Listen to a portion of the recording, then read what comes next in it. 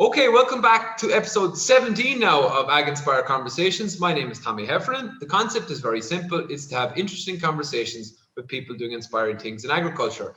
And today I'm going to be talking all things sheep and flock health with a veterinarian based in the UK, well known in the industry in Ireland and the UK, but globally as well. That's Fiona Lovatt. Good morning, Fiona. Good afternoon, should I say now. Hi there, Tommy. Yeah, lovely to be with you. Thank you so much for your time.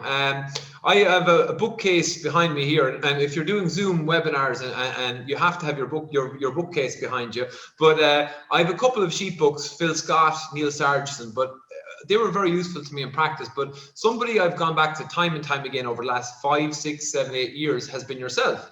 You're a real key opinion leader in the whole flock health space and sheep veterinary space. I suppose give people a little bit of insight into you. So a trip down memory lane, as I say to people, who is Fiona Lovatt? How did you become a vet, and how did you become a sheep veterinary consultant? Okay, well, I always wanted to be a vet. Apparently that's what I said when I was 4 years old. I wanted to be a vet. So I had a slight, when I was at school, maybe should do medicine, but went to an appointment in the hospital. I couldn't stand being inside. So it's being outside. Love being outside, and I wanted to be a farm vet, and I always wanted to be a farm vet. So it was like dream come true, get to university, and that's it really. I think my mum's still a bit disappointed that I'm not a proper vet anymore. Right, okay. The fact that you're a consultant doesn't count for being a real vet anymore, does it? I don't get phoned in the middle of the night, which is a great blessing. But yeah, I can see it. I think you do slightly lose credibility if you're not getting up to calve cows at 2 o'clock in the morning. So that is a slight regret.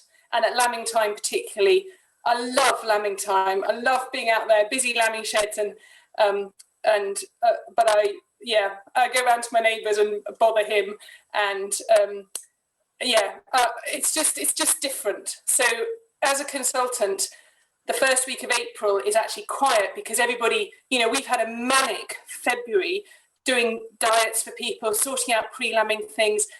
February is always chaos.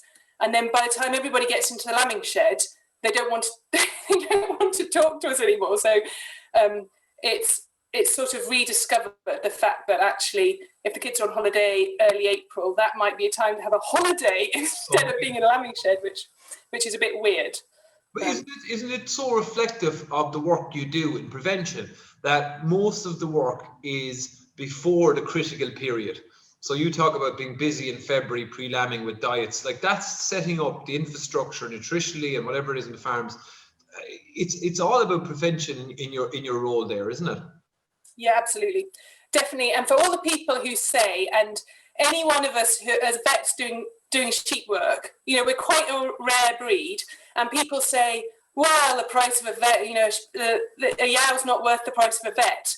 To which I always say, well, you haven't just got one yow, you might have 1,000. And if we can prevent disease or cost, so we talk a lot about good costs and bad costs. And, a good cost is anything that is preventing, anything that's stopping issues further on. Nobody wants sick sheep, dead sheep, poorly performing sheep, and nobody can afford that. The margins are pretty tight. So if we can set everything up right from the start, make sure the ewes are nicely, good body condition score, nicely fed, everything is kind of ticking along, then that's a really good, satisfying job. Yeah, as a vet, go on.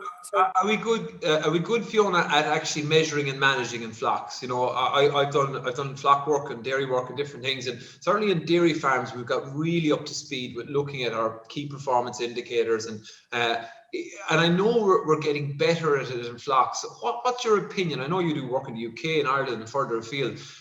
Is that something we need to get better at, measuring and managing performance in our flocks? I'm afraid so, and it's because it's a bit overwhelming. So people don't necessarily know where to start, and I think in a way it would be easy if we just said, that's fine, we've got EID, just go and get everything on the computer, but that's not the answer at all. And I've got clients who really, they don't have all the latest tech and they don't want it and they won't ever get there. Actually, we start with really quite simple figures, but you can always make progress from wherever you are at, so we can do something. So one farm where we started off with zero data at all, we just started this very simple system of having 3 separate bins at lambing time, and on each bin we had a different ticky counter. So a dead lamb was either a wet dead lamb, i.e.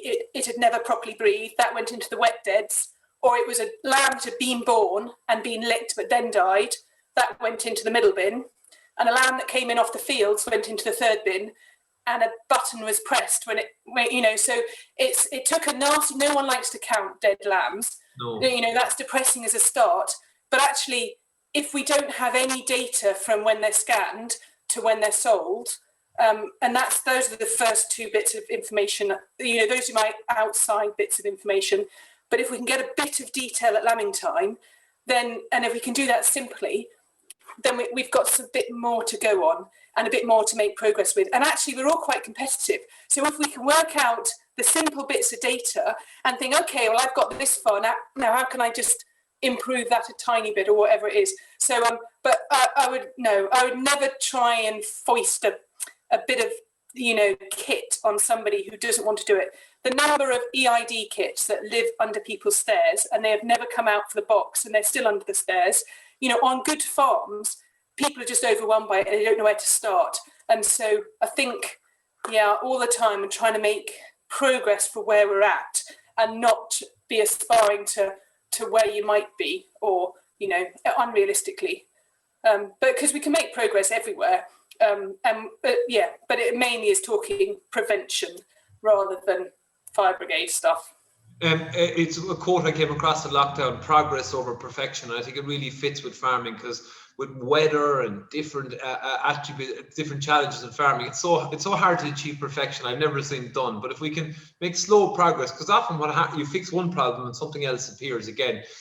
Just to go back a step, so you're a qualified farm vet. How did you become interested in sheep? Are you from a sheep farm, actually, Fiona? Are you from a farm, or where did that interest develop?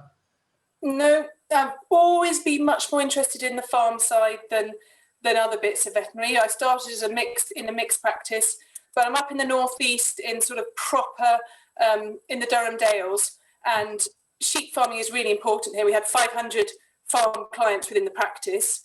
Actually, when I started in the practice, this just shows how old I am. We had 130 dairy farms, okay. And there's now 2 within that same. There are 1 or 2 left. Literally, the decline. I mean, we did have a dairy farm with 8 cows. Wow. And he was really funny because he said to me one day, he goes, "Well, 9 cows is too much work, and 7 just doesn't pay." And he was absolutely genuine. So we had proper Dales farmer who would, with a bit of, and we obviously had proper dairy farms as well, but beef and sheep is the primary. We're up in the hills, Swaledale ewes, often on tenant farms, and I just saw there was a niche for sheep work. There's a heck of a lot of flocks of sheep here, and vets traditionally are quite, dairies where it's all happening. So from the people I was at college with, the really keen vets went into small animal orthopedics. All the blokes were doing small animal orthopedics because they like, it's a kind of, I don't know, it's like a woodwork thing, isn't it? It's grooves and things like that, which I didn't particularly find interesting. Or dairy cows. And that seemed a bit too, you talk about a dairy cow routine, it can get a bit routine. Whereas I felt there's this massive gap, whereas a huge potential in the sheep world. So I kind of, went from there really. And I still think there's massive potential. I still think we have a huge gap where there are farmers saying, I want a good sheep vet, and there are not the vets necessarily there. The vets have been slower to move that way than I think we've got a lot of sheep farmers who are keen to have good relationship with their vet. Can you remember the first time where you implemented a flock health approach, where you went from maybe that traditional treat or cure or lambing to your first flock, where you stood back and said, okay, taking that preventative approach. Can you remember that transition in your own career? Yes, I can. I think it's something people talked about a lot, even when I was at college, that this is what you should be doing, but kind of no one was. Yeah.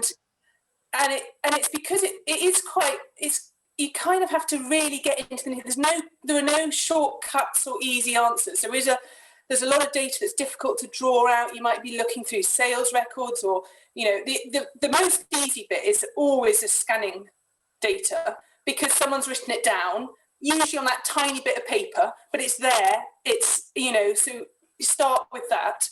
But that's always the best news. How many times have you been in the pub and someone, when you say what's, how many lambs, and they tell you the scanning percentage. So I'm not interested in the scanning percentage. I want to know how many lambs. And, that the difference there can be shockingly big in some cases, which is just wastage. So if somebody is kind of putting all that energy into a scanning percentage, they're having to feed ewes carrying triplets, and then maybe sending them out with a single, or losing lambs because they're not big enough. That that's just inefficient. So yeah, I like to get the scanning and sales figures as close as possible, and not over 200%. That's just unrealistic, and you're going to lose a lot of lambs, and it's inefficient and depressing. So let's just I'm more than happy with a scan of 180. That's just about right. A lot of twins, obviously. But up on the hills, we have people who, they don't want twins. They just want one lamb per ewe. So I think that's so interesting about the industry. You've got all that variation that, everybody is doing something slightly different, 90 different breeds. It's just so varied. It's brilliant. Yeah, I love it. I say scanning is for vanity and sales is for sanity. So absolutely, it's what the money you make, isn't it? It is. And so right now, let's leverage off your technical experience. Right now, out in sheep farms, we're coming up to breeding time, early lambing. We're considering some of the key things we need to think about. So, with your clients at the moment, what are you talking about? What are you thinking about? Is it RAM management, new body condition score, vaccination? What are the conversations you're having at the moment? Yeah, so you body condition score. In fact, Philip and I made a video just a couple of months. So we're almost a bit late. We're like now people putting the tups out. I suppose we do have a good range, but yeah, through the summer, and it's thinking about.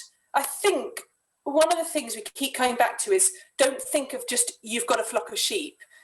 You can divide that flock down. So whether you're talking about the body condition score of the ewes, is actually making sure you've pulled out your priority cases. So with body condition scoring, obviously it's your thin ewes in the summer, and really putting stuff into them and making sure that we kind of raise everybody in the flock so that they're all going to have a successful pregnancy. But I mean, at lambing time, it might be you're pulling out your high risk lambs.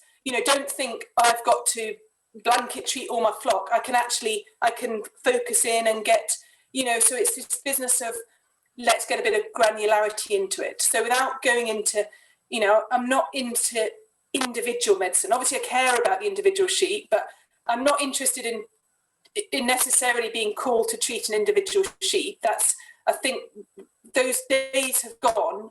Her welfare is really important, but it may be appropriate to put her to sleep, to have her shot on farm. But she is an indicator for what's going on in the bigger picture. But the bigger picture is not just one homogenous flock. It's let's identify what are our priority areas, where can we focus in, and how can we just make little incremental improvements in those different areas, I suppose. When you look at the active body conditioning sheep and the information that it will deliver to us, but we typically don't see people engaging with that act of body condition scoring.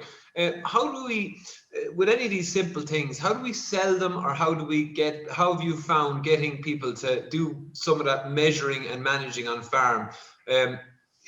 What's your approach to that? So body condition is key. We all talk about it, but we don't see the same probably level of follow through as we should have in flocks.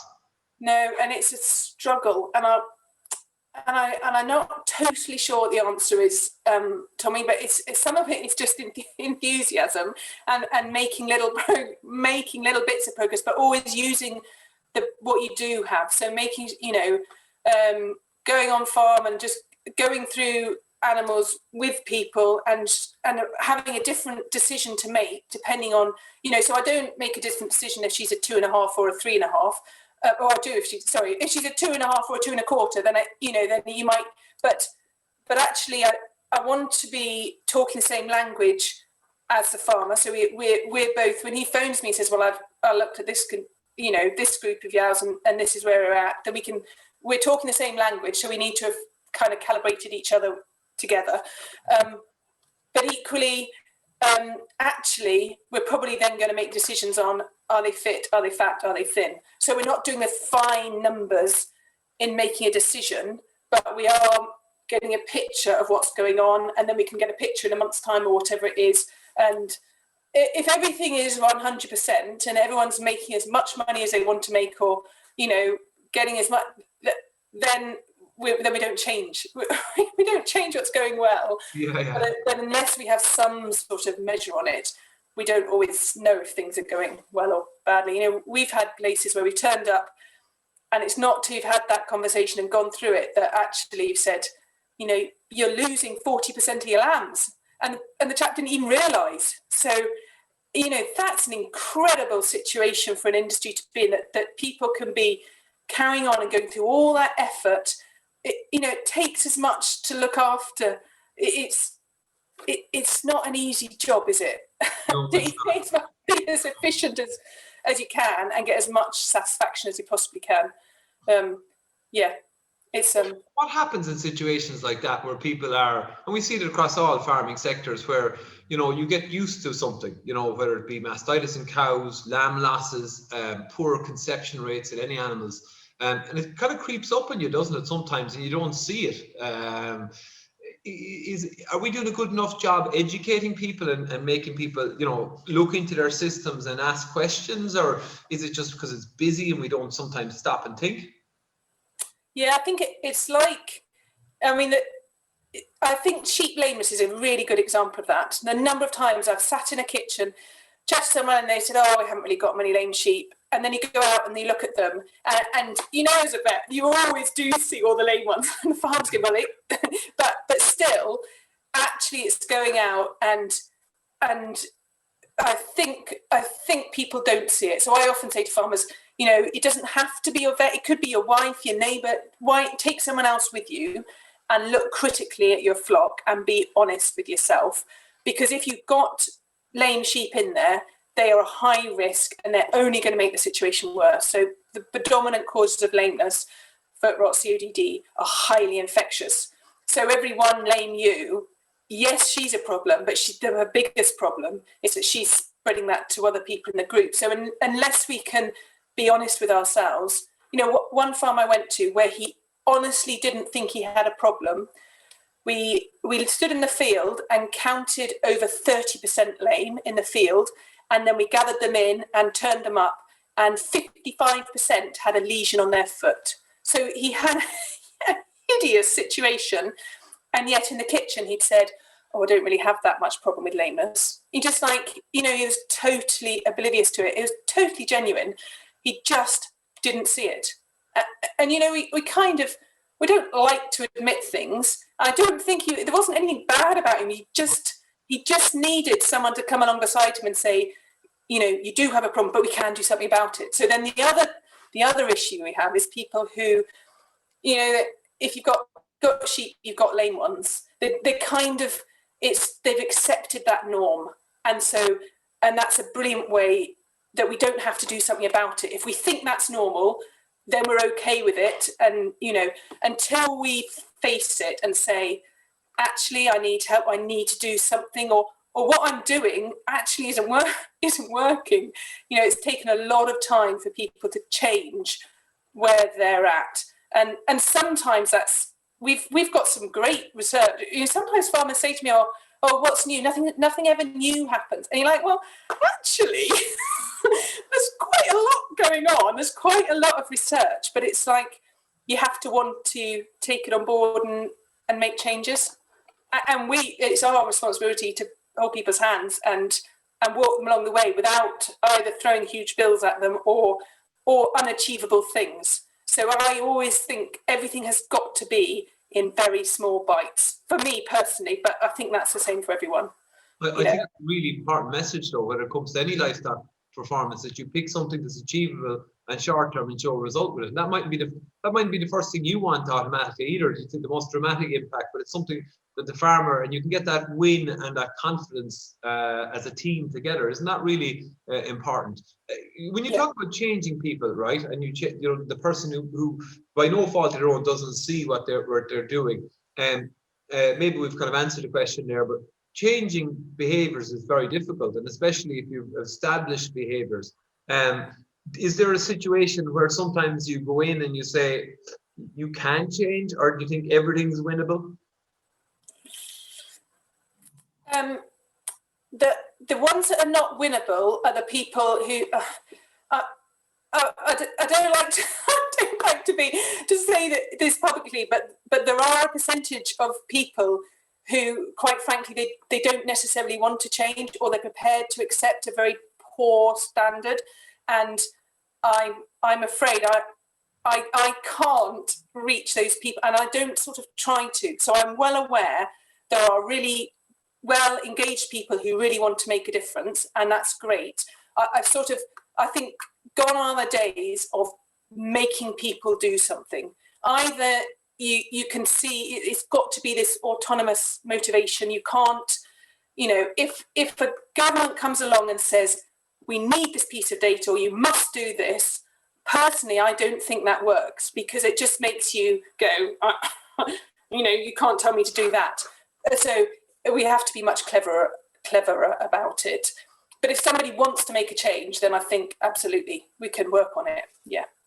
You've also been key. You're in the RUMA organisation in the UK, looking at antibiotic usage, and you've come up with some really cool communication tools around colostrum and communication messages that seem quite simple. They're visually nice, but it's so important, isn't it? When we're doing that communication piece, we all get carried away and want to get into the micro details of microbiology, but like all farming systems, sheep, there's a lot of elements going on, and we must really talk to me a little bit about those communication messages, or the way you approach communication.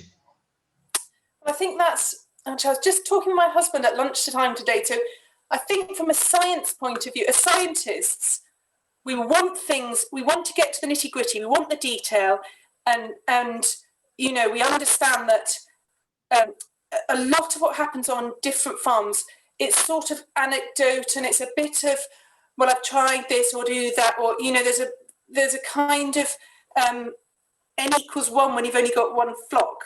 So we can use the science and look at the bigger picture, but we still then have to take those complicated messages, of which they always are, and they're always hideously complicated, I think.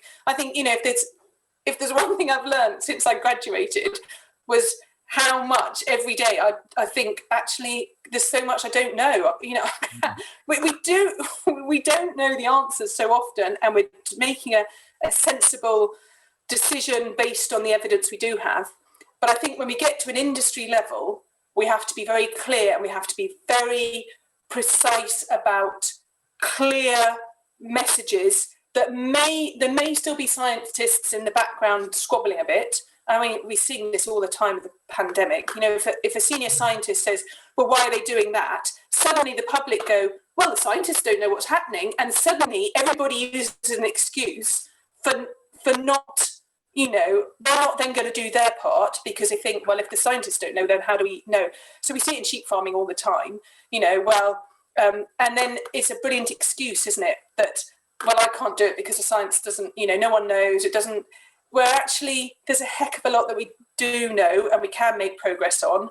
And it's sometimes it's a bit boring. It's like washing your hands, or, a lot of the infectious disease stuff is, well, you wash your hands and it's the same in farming, isn't it? But that's not radical.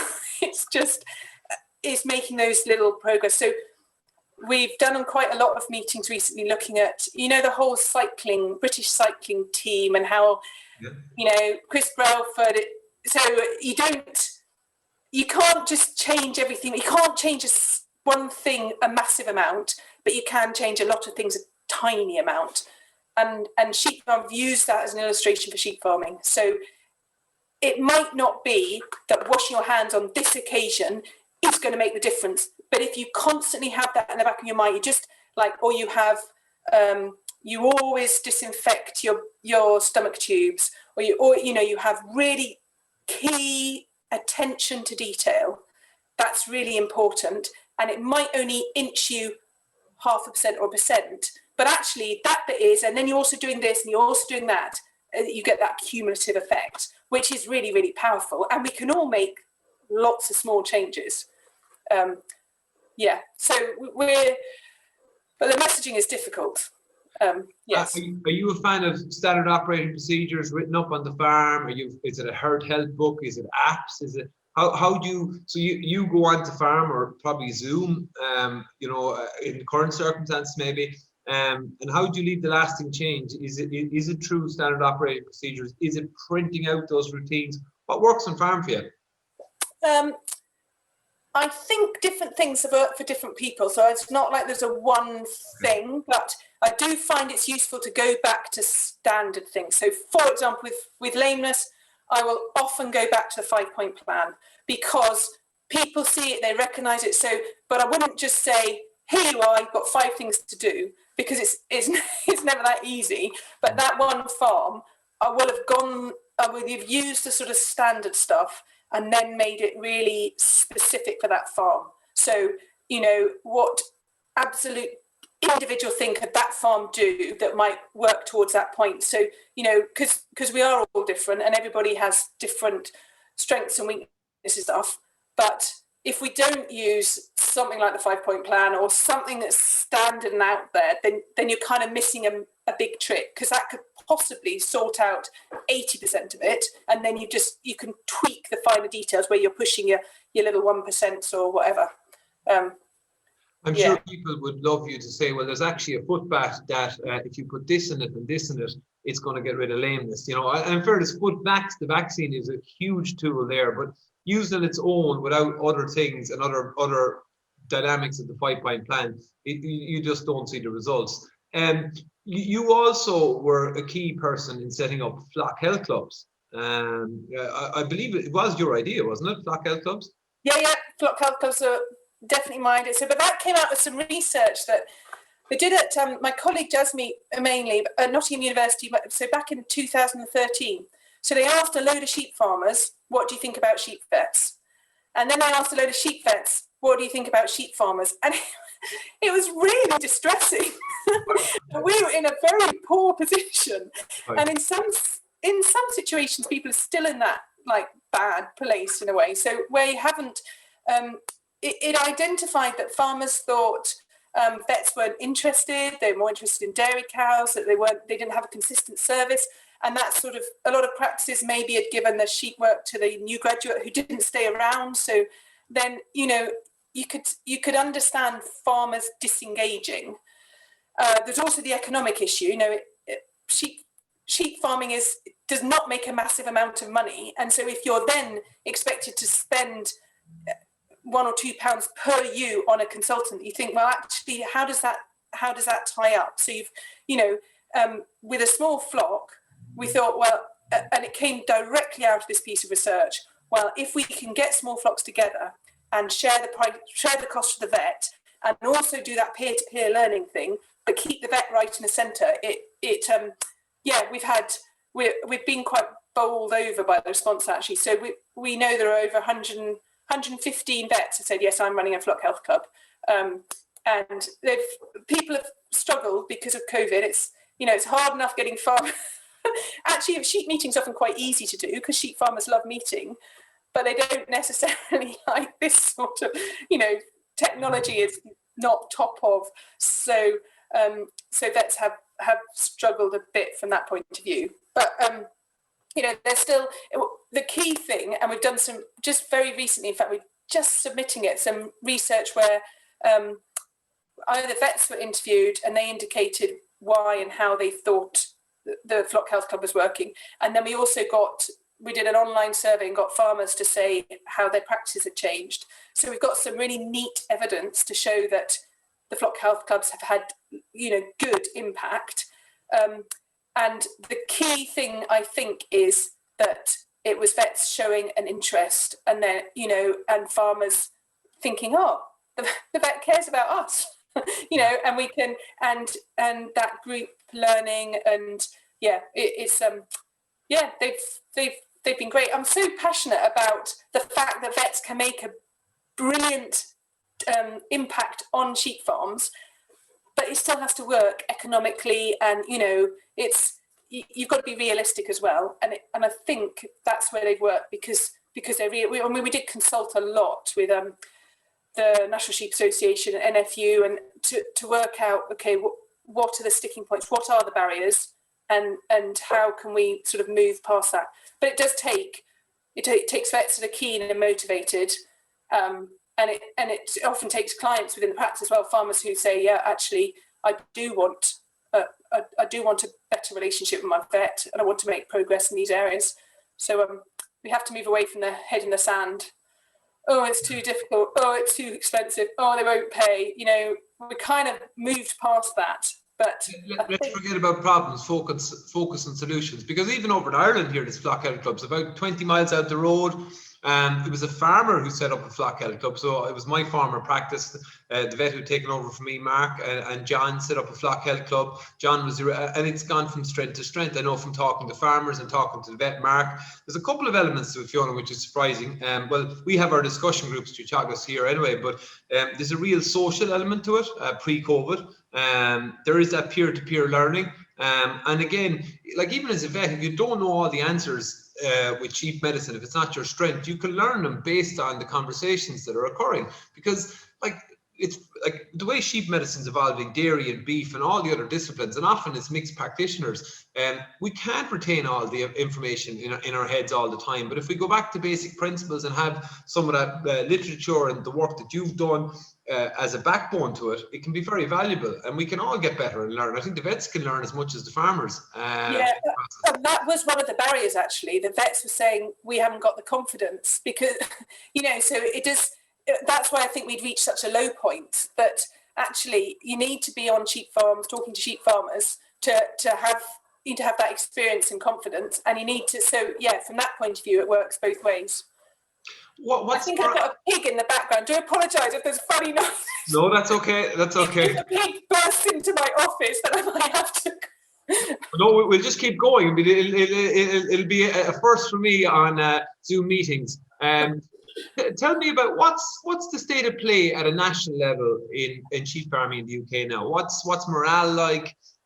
You're meeting a lot of farmers. You're heavily involved at a number of levels, both on farm and up along at industry level. What's morale like in sheep farming? Well, it's really interesting because since the dreaded vote in 2016, we've kind of been thinking this could get really bad. Our export market is really important to us, and so is payment support. So, some really very, very good farms actually with their, payment support, that's what helps. So although we do work with sheep farmers who don't have any subsidy, it certainly, we work with some really good ones that actually could not survive as a flock without it. So the combination, it's a kind of double whammy of both potentially losing our export market or having, with a no deal, that is scary. I mean, we actually saw a fall in vaccines. So one of the things we're doing with RUMA is tracking vaccine sales. We've seen an increase in Enzo and Footvax over the last few years, which from an antibiotic use point of view is a good thing. Actually, last year we saw quite a dramatic fall in Clostridial and Pasteurella vaccines, and we think it was because we were expecting up to the 31st of October, that's where we're expecting the bottom was going to fall out for Brexit. And actually, do you want to vaccinate ewes when they may not be worth anything? As it is, I was telling people earlier in the year in COVID, well, make sure you sell your lambs quickly because the price is going to fall dramatically, and it's stayed up remarkably. It keeps it keeps fooling us. You know? So I don't know. And a lot of sheep farmers voted to leave Europe, which I could not understand at the time. But all the evidence since, they're all saying, well, we haven't done so badly up to now. And so I'm rather reluctant to continue to be a doomsayer, say it's going to get really bad, because I feel as if I've been saying that now for years and it hasn't yet. But I am concerned, not just for sheep farming, but also just for our rural economy. You know, sheep farming is very important within our whole rural economy. It's certainly, agriculture is still the largest employer locally for us. We don't have a lot of progressive farms, we're a lot of very traditional, and that's going to be hard without payment support. And if every lamb has a £45 tariff on, you know, that's just ridiculous. So, and I know people say, well, you know, there's great untapped markets, but the reality is you're most likely to export to your nearest neighbour, aren't you? That's obvious.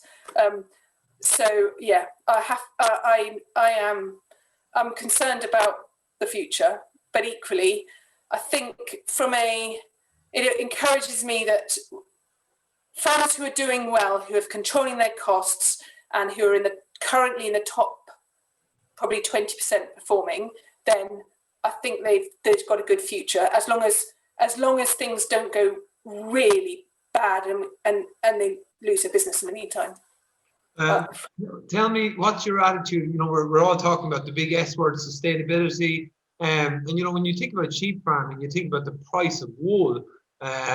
You know, what's your thoughts on that? Is there any way back for wool? Will there be a re-emergence when we all realise that the amount of synthetic fibres we use, and this is a natural product, part of a cycle on farms? Or is there any hope for wool? It's really depressing when we think about sheep production systems. Gutting. It is gutting when you think of it. It's the most amazing natural product. You know, it keeps you warm when it's wet. It's like insulation. It's there's so much going for it. And in the whole, you know, and people don't seem to have grasped that we're on one hand we're talking about saving the world, and then there's no value in what is a fantastic natural product. It's almost like, yeah, I don't think we do PR very well as an industry, and for all that there's some good stuff going on, but just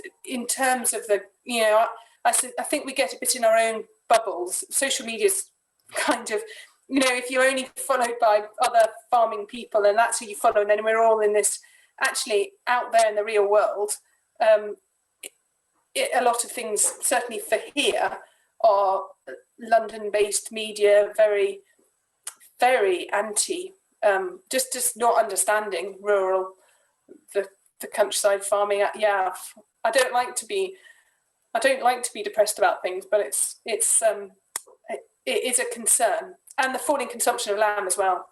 You know, you don't suddenly think when you're 55, oh, I'm going to start eating lamb, do you?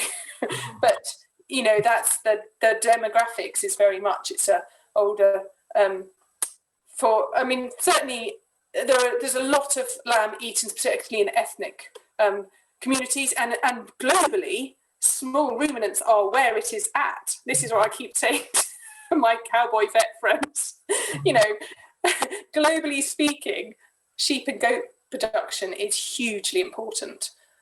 So I'm not worried, you know, big scale. But I think we might have some stormy times ahead. You're involved in lecturing at Nottingham University. You're also involved in the Sheep Veterinary Society.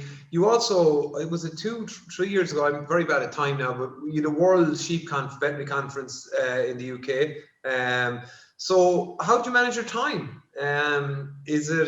Are you a good time manager? Are these projects take up a lot of your time, or is it all exciting? Is it all learning? You know, how do you manage your time? I could probably manage it better, and I've got a brilliant husband. Okay. So my children will probably tell you that I'm a bad mother. It always worries me when we talk about culling bad mothers in terms of the ewe flock. But Yeah, I think there are certain things that are really important, and one of the our use of antibiotics, big scale, I think is massive. I think the current pandemic will pale into insignificance if antimicrobial resistance progresses in the way it's progressing. And from that point of view, that's one reason why I'm hugely. I think it's really important. So yeah, I'm passionate about that. But no, I'm as I said from the start, because I'm no longer a proper vet and I don't get woken up for carving in the middle of the night. Then I protect my family time. I don't tend to work at weekends. Okay. Get out on my bike a lot. You work long days, but you're very driven, and you seem to have strong whys, as in the words of Simon Sinek, in what you do. You believe very much in the vet's role on farm, in flocks, prevention, and you mentioned that you're very strongly involved in antibiotics. So when you're talking to the young students in Nottingham, what's your messaging? How have you found that transition to teaching? How's that been? Yeah, so I think so. I don't expect out of the vet students who start. So say you start with 100 students. Out of those, probably 80 of them will be more likely to go small animal. So we might be left with 20 keen farm vets. Okay. And out of those 20, there may be one or two who are really interested in sheep. So I'm realistic about it. That there are other things that people want to do, and we don't all want to be sheep vets. But equally, I think it's a brilliant opportunity for people who do. And I try to encourage students to actually, things like through flock health clubs or just to understand that they can make a difference and there is a role for them. So I think as a veterinary profession, particularly, so the way the demographics of the vet profession are, there are a lot of older, more male vets, and then younger, more female vets. That's just how it is. It's amazing to get a group come on that has more than one. So I get about 6 students at a time. They're final year students I deal with, and generally 80% of them are female. Actually, which is that the demographics of the vet profession are changing. I don't think it makes any difference at all. But if those older, more male vets who are more likely running the practice, if they're still in the mentality that sheep farmers won't pay, the vet doesn't, there isn't any money, then that is not very helpful for our cause. So a lot of what I'm doing is persuading people that actually the industry has moved on from there. So their boss may still be 30 years out of date. Actually, we have a sheep industry where farmers do want a good relationship with their vet. That is the norm. We have farmers who are interested in their flock health status, and it's our responsibility as vets to show that we're interested and knowledgeable, and to work out the traction there of where we can make a difference. So yeah, maybe you can tell, but I try to be really encouraging to my students. No, it's so important. It's so important, and you're very kind and generous. I remember I was doing an Agricultural Science Association in Ireland talk on sheep. It was a big step up for me. I was in local meetings, and these are all top people: Tommy Boland, Darren Carty, people in the Irish sheep industry, and lots of other nutritionists. And I was panicking. Of course, I said yes. I am a great man for putting myself under pressure. But I contacted you and I said, look, I'm doing transition management to sheep, pre-lambing and to lamb disease. And you gave me 4 or 5 A4 pages of brilliantly detailed notes that only somebody who was working in flock health could know. So they weren't in the Neil Sargentson book, or wasn't in Phil Scott, or I didn't have them. And I remember at that time it was a transition for me from going from one level of training to really a different level, and you were very helpful. So I think and a lot of people would have that experience with you, so kudos to you for that. And it's so important we keep up a positive attitude, so keep that going as well. You're from I suppose from the veterinary profession as a whole, but particularly in the sheep industry, you really are driving change and attitude. So keep up the great work there. Okay, so what's the future look for sheep farming and flock health? What are the things you're seeing coming down the tracks, Fiona, that are interesting? You mentioned EID at the start, and they've been engaged with it. Is it genetics? Is it Is it something else we're missing? Is it? I'm doing a lot of research into microbiome and gut health at the moment in ruminants. What are your impressions of the future of sheep farming that do you think are interesting? So I think we've got great potential. So I think interesting you mentioned microbiome and stuff. So from one of the things I am most embarrassed about for the industry is how we use antibiotics in neonatal lambs, baby lambs, and I think there we're talking microbiome and stuff that I think we could make more progress at. So we know we've got farmers who, I mean, you can't blame the industry, because 10, 20 years ago, a vet would have said, well, the way to deal with this is with dose every lamb at birth, and here's an antibiotic and it'll work fine, or jab every lamb at birth. But because farmers are not necessarily good at changing, and vets as well are not necessarily good at changing, or kind of understanding that we can make progress past that we've been stuck in this way that, and there's a huge machine to change, because we've got, well, in the UK, we've got something like 60,000 sheep farmers. That's working in quite traditional ways, and vets not necessarily engaged directly. So yeah, it's a slow burn to change things, but we know people who are doing a good job are probably doing a good job, and they'd be horrified if anyone should suggest that they should treat a load of healthy lambs with an antibiotic just in case. But then on the other hand, you've got farmers who cannot believe they can't do that, because that's what they've always done, and they just don't have the confidence to change from that. So we're just, I think the future is, we still have to make slow steps, but to show that we can make those steps, fine. I think genetics-wise, we made a lot of progress on terminal sires genetically. Maternally, there's still the stuff you can do, but I'm not one of these people who thinks, we'll just wait and sort genetics out and then it will all be fine, because in terms of the cycling and the 1% things, it's part of the picture. Nutrition, crikey, we can keep making progress there for a lot of people. Just because, so maybe 80% of the time you can get away with what you did previously, but actually you're never going to change the world if you always just get away with what you got away with last year. And some years you'll waste money, and some years you'll have ewes with twin lamb disease. If it's fairly simple to analyse forage and be a bit precise about it. So I think, that's just endless potential. Nutrition is an area where vets traditionally have not been very good at. I love it. I'm not very, well, I just, maths-wise, it's a maths thing, so I quite enjoy maths. I might not be a brilliant mathematician, but there's some satisfaction to get there, and good nutrition. Are we good at multidisciplinary approaches on farm? I know often it doesn't pay in smaller flocks and that, but certainly it's something I learned in practice, that I didn't have all the knowledge in a lot of areas. I leveraged off other people, other disciplines within the farming system. Are we good at doing that, or could we be better? No, we're not good at it. The thing that my current thing that I'm really driving for is so thinking antibiotics again, whereas the progress we've made in the UK over the last 4 or 5 years has been very sector specific. So, which is fine if you're a dairy vet, you look to what the dairy guys are doing, and if you're a sheep vet or a sheep farmer, you look to.